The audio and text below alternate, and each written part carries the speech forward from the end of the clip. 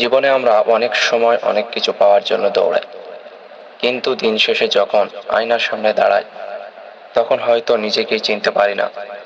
আজ আমি এমন দুইটি লেখা নিয়ে আলোচনা করব যা আপনার জীবনের দৃষ্টিভঙ্গি বদলে দিতে পারে।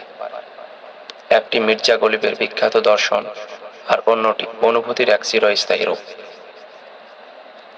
গালিবের দর্শন, আয়না নাকি চেহারা। মির্জা গালিব লিখেছিলেন, জীবনভর গলিব এভাবেই ভুল করে গিয়েছি, দৌলত ছিল চেহারায়, অকারণে শুধু আয়না মুছেছি। আমরা আমাদের জীবনে ঠিক এই কাজটাই করি। আমাদের সমস্যা থাকে আমাদের ভেতরে, আমাদের চিন্তায় বা আমাদের আচরণ, কিন্তু আমরা সারাক্ষণ দোষ খুঁজি অন্যের মাঝে বা বাইরের জগতের মাঝে। আমরা ভাবি সমাজ খারাপ, মানুষ খারাপ, ঠিক যেন আয়না মোছার মতো।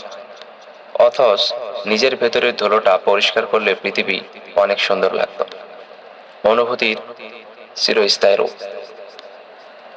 এবার আসা যাক অনুভূতির কথায়। অনেক সময় মানুষ আমাদের জীবন থেকে চলে যায়, ব্যস্ততা আমাদের গ্রাস করে নেয়, কিন্তু লেখক মাহবুবুর স্যার সবুজের ভাষায় সুন্দর অনুভূতি ঘুরায় না কখনো।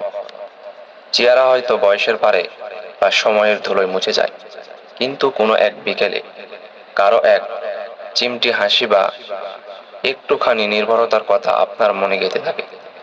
ভালোবাসা হয়তো ফুরিয়ে যায় বা মানুষটি দূরে চলে যায়, কিন্তু সেই ভালো লাগার অনুভূতিটা আমাদের হৃদয়ে আজীবন থেকে যায়।